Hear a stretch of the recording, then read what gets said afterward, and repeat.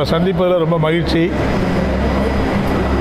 குறிப்பாக இப்போ அமெரிக்க ஜனாதிபதி இந்தியாவினுடையிலிருந்து ஏற்றுமதி ஆகக்கூடிய பொருட்களுக்கு 50% வரி விதித்திருப்பது என்பது இந்தியாவில் இருக்கக்கூடிய ஏற்றுமதியாளர்களையும் இந்தியாவில் இருக்கக்கூடிய தொழில்களையும் மிகப்பெரிய அளவுக்கு பாதிக்கும் என்கிற நிலைமை ஏற்பட்டிருக்கிறது. அதிலும் குறிப்பாக தமிழ்நாட்டில் மேற்கு மாவட்டங்களில், அதாவது சேலத்திலிருந்து கோயம்புத்தூர், நாமக்கல், கரூர் வரைக்கும், ஈரோடு வரைக்கும் இருக்கிற மேற்கு மாவட்டங்களில் இருக்கக்கூடிய ஜவுளி தொழில் மிகப்பெரிய பாதிப்புக்கு ஆளாகும் என்கிற நிலைமை என்பது ஏற்பட்டது.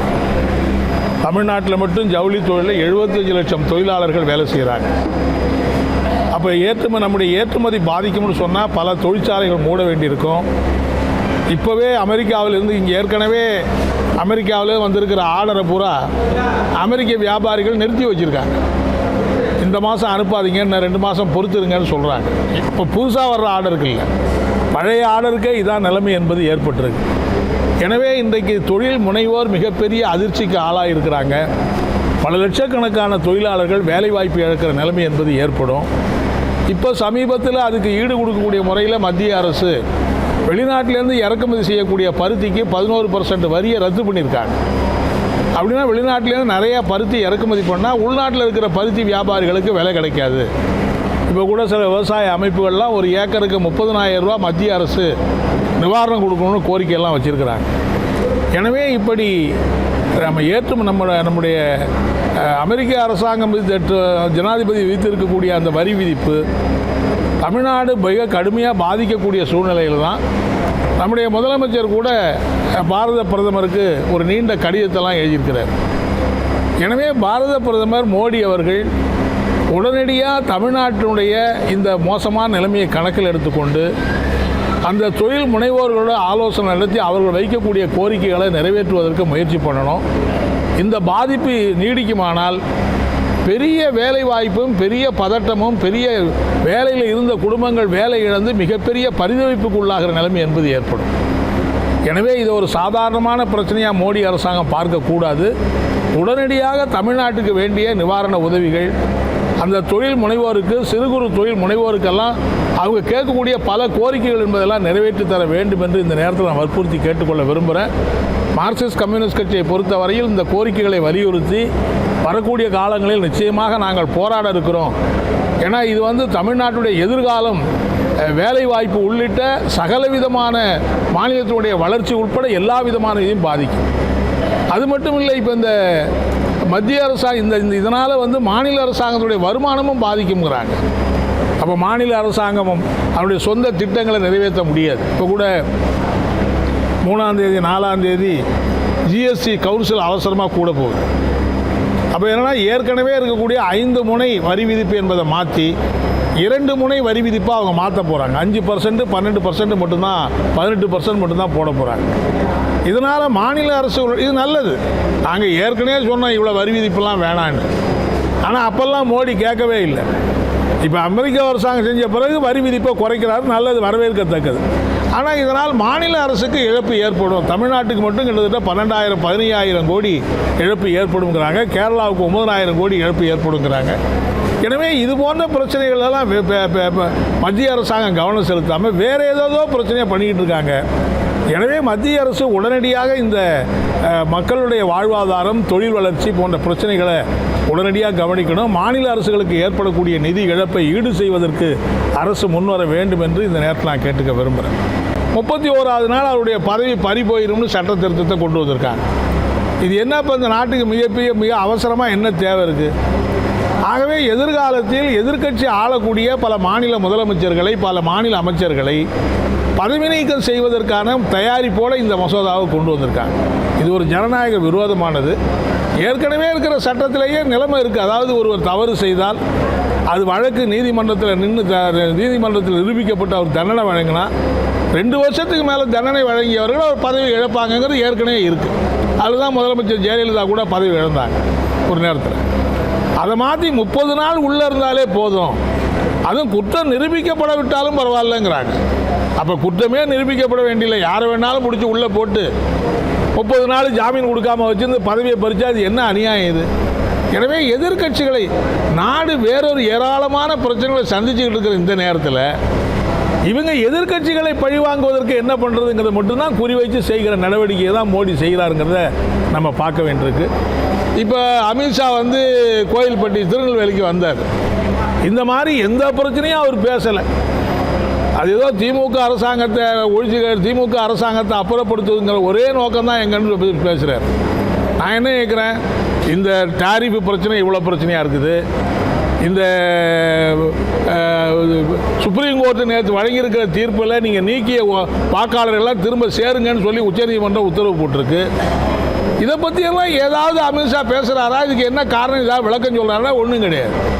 அந்த கூட்டத்தில் பார்த்தீங்கன்னா அண்ணாமலை பேசுகிறார். என்ன பேசுகிறாருன்னா, எடப்பாடியை அடுத்து முதலமைச்சர் ஆக்குவது தான் எங்களுடைய தலையாய கடமைங்கிறார். பாவம், எடப்பாடிக்காக நம்ம அனுதாபம் தான் தெரிவிக்கணும். அவரை போய் முதலமைச்சர் ஆக்குற வேலையை இவங்க, அப்போ எடப்பாடி அவர் முதலமைச்சர் ஆக மாட்டார் முடிவு பண்ணிட்டாங்க இவங்க. அதெல்லாம் அண்ணாமலை போய் அந்த வேலையை செய்ய போகிறாரு. யார் எங்கே போய் நம்புறது? எனவே அப்படியான நிலைமை என்பது தான் ஏற்பட்டிருக்குங்கிறத நம்ம வந்து பார்க்குறோம். திராவிட முன்னேற்ற கழக அரசு சில திட்டங்களை எல்லாம் அறிவிச்சிருக்காங்க. இப்போ கூட சமீபத்தில் முதலமைச்சர் இந்த காலை உணவு திட்டத்தை அரசு உதவி பெறும் பள்ளிகளுக்கெல்லாம் விஸ்தரிச்சிருக்காரு. சில நல்ல நடவடிக்கைகளை மேற்கொள்கிறாங்க. நான் என்ன கேட்குறேன்னா, அதெல்லாம் நாங்கள் வரவேற்கிறோம். ஆனால் அதே சமயத்தில் இன்றைக்கும் அரசு ஊழியர்கள் தமிழ்நாடு பூரா போராடிட்டு இருக்காங்க. போக்குவரத்து தொழிலாளிகள் ஓய்வு பெற்றவர்கள் 6 நாள் பூரா உழைச்சிட்டு ஓய்வு பெற்று வீட்டில் போய் கொஞ்சமாக நிம்மதியாக இருக்கலாம்னா வழி இல்லாமல் இப்போ அவங்க வந்து காத்திருப்பு போராட்டத்தை நடத்துகிறாங்க. சென்னையில் தூய்மை பணியாளர்கள் 10 நாள் 15 நாள் தொடர்ந்து போராடிட்டு இருக்கிறாங்க. தமிழ்நாடு முழுவதும் தூய்மை பணியாளர்கள் போராடுறாங்க. இந்த பகுதி நேர ஆசிரியர்கள் வருஷத்துக்கு 2-3 தடவை 4 தடவை போராடிக்கிட்டே இருக்காங்க. நான் தமிழக அரசை கேட்டுக்கொள்ள விரும்புகிறது என்னன்னா, யாரெல்லாம் இந்த ஆட்சி அமைய வேண்டும் என்று உங்களுக்கு ஆதரவு அளித்தார்களோ அவங்களுடைய பிரச்சனைகளை தீர்க்கறதுல நீங்கள் அக்கறை காட்டணும் இல்லை, அந்த கோரிக்கைகளை நீங்கள் நிறைவேற்றணும் இல்லை. எனவே மாண்புமிகு முதலமைச்சர் அவர்கள் ஏற்கனவே பல திட்டங்களை வரவேற்றாலும் கூட இந்த மாதிரி போராடக்கூடிய தொழிலாளிகள், ஊழியர்கள், தூய்மை பணியாளர்கள், ஆசிரியர்கள், மருத்துவர்கள் கூட போராடுறாங்க. ஸோ இப்படி போராடக்கூடிய மக்களுடைய அந்த கோரிக்கைகளை சுமூகமாக தீர்வு காணுவதற்கு நடவடிக்கை எடுக்க வேண்டும் என்று நான் இந்த நேரத்தில் வற்புறுத்தி கேட்டுக்க விரும்புகிறேன். கடைசியாக நான் சொல்ல வர்றது, தமிழ்நாட்டில் இருக்கக்கூடிய ஒரு மோசமான நிலைமை, ஒரு சாதிய அணி சேர்க்கை என்பது ரொம்ப ரொம்ப வலுவடைஞ்சிட்டு வர்றது தமிழ் சமூகத்துக்கு ஒரு பெரிய தலைகுனிவு என்பதை நான் தெரிவிச்சுக்க விரும்புகிறேன். தந்தை பெரியார் சாதி ஒழிப்புக்காக போராடினார், சிங்காரவேலர் சாதி ஒழிப்புக்காக போராடினார், சித்தர்கள் காலத்திலேருந்து சாதிகள் இல்லைன்னு சாதி எங்கே இருக்குது சாதிங்கிற கேட்டெல்லாம் பாடல்கள்லாம் பாடினார். பிறப்புக்கும் எல்லா உயிர்க்கும் என்ற வேதத்தையே நம்ம தான் அந்த இதே நம்ம தான் பிரகடனப்படுத்தும். அப்படிப்பட்ட தமிழ்நாட்டில் இப்போ சாதிய அமைப்பு, சாதிய ஆணவ கொலை, 2 பேர் காதலிச்சு திருமணம் பண்ணிக்கிட்டு நல்லா வாழணும்னு நினைக்கிறவங்கள படுகொலை பண்ணுறது, எத்தனை படுகொலை நடக்கிறது, எத்தனை தம்பதிகள் தங்களுடைய வாழ்க்கையை இழக்கிறது. இது எல்லாத்துக்குமே அடிப்படையாக இருக்கிறது இந்த சாதியம் என்கிற அணி சேர்க்கை தான். பெரிய வருத்தத்துக்குரிய செய்தி என்னன்னா, பெரியாரை பின்பற்றக்கூடிய பல கட்சிகள் கூட 50 ஆண்டு காலமாக தமிழ்நாட்டில் திராவிட கட்சிகள் தான் ஆட்சியில் இருக்குது. ஆனால் அந்த கட்சிகள் கூட சாதியத்தை ஒழிப்பதற்கான நடவடிக்கை என்பது எடுக்கலை. மாறா தேர்தல் ஆதாயத்துக்காக அந்த சாதிய சக்திகளோடு சமரசம் செய்து கொள்கிற போக்கு என்பது வளர்ந்துக்கிட்டே இருக்குது. இப்போ அதைத்தான் பிஜேபி மேலும் விஷம் எரியிற தீயில எண்ணெயை ஊற்றுற மாதிரி சாதிய தலைவர்களை எல்லாம் கூப்பிட்டு பேசி அவங்க ஆதரவு திட்ட முயற்சி பண்ணுறாங்க.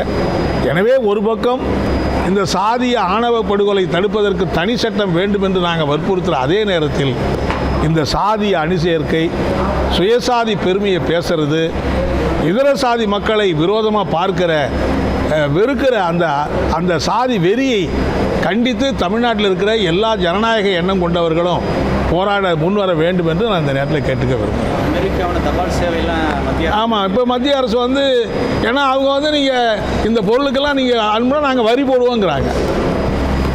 தபாலில் நீங்கள் இங்கேருந்து பொருள் அனுப்பிச்சா அந்த பொருளுக்கு நாங்கள் வரி போடுவோங்கிறாங்க. அதனால் இப்போ தபால் சேவை கூட நிறுத்தி வச்சுருக்காங்க இன்னையிலேருந்து. எனவே இது கடுமையான பாதிப்புகளை உருவாக்க போகுது. இப்போ யாரும் நம்ம ஒரு சும்மா ஒரு இது கூட நம்ம வந்து நம்ம வீட்டு யாராவது உறவினங்க இருக்காருன்னா அனுப்ப முடியாது, அங்கே இருக்கிறவங்க இங்கே அனுப்ப முடியாது.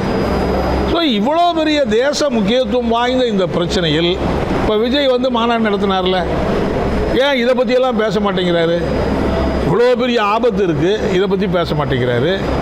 பீகாரில் வந்து 65 லட்சம் வாக்காளரில் இது பண்ணிட்டாங்க, பேச மாட்டேங்கிறாரு. முதலமைச்சரையும் ஒன்றிய அமைச்சர்களையும் மாநில அமைச்சர்களையும் 30 நாள் ஜெயிலில் இருந்தாலே பதவி நீக்கம் செய்யணும்னு மசோதா கொண்டு வர்றாரு. நாளைக்கு முதலமைச்சர் அவர் வருவாரா வரலையாங்கிறது வேற விஷயம். வந்தாக்கா அவருக்கு இது பொருந்தும் இல்லை. அப்போ இதையெல்லாம் ஏன் வந்து விஜய் பேச மாட்டேங்கிறாரு? வெறும் சவடால் பேசுகிறதுனால மட்டுமே தமிழ்நாட்டில் பெரிய ஆட்சியை பிடிச்சிடலாம், அதிகாரத்துக்கு வந்துடலாம் நினைக்கிறதுலாம் ரொம்ப ரொம்ப தவறு. கூட்டம் வருவது என்பது பொதுவாக இங்கே மட்டும் இல்லை, தமிழ்நாடு மட்டும் இல்லை, இந்தியாவில் எந்த மாநிலங்களில் சினிமா நடிகர்கள் போனாலும் பல லட்சக்கணக்கான மக்கள் திரளுகிறார்கள் என்பது யதார்த்தமான உண்மை. அது இன்றைக்கி மட்டும் இல்லை, காலங்காலமாக நடந்துக்கிட்டு தான் இருக்குது. தமிழ்நாட்டு மக்களும் சரி, இந்திய நாட்டு மக்களும் சரி தெளிவாக இருக்கிறாங்க. அரசியல் என்பது வேறு, சினிமா என்பது வேறு. சினிமாவை ரசிப்போம், ஆனால் அதுக்காக நாங்கள் ஓட்டு போடுறதெல்லாம் செய்ய மாட்டோங்கிறத கடந்த காலத்தில் தமிழ்நாட்டு மக்கள் நிரூபிச்சிருக்காங்க. அப்படிங்கிறது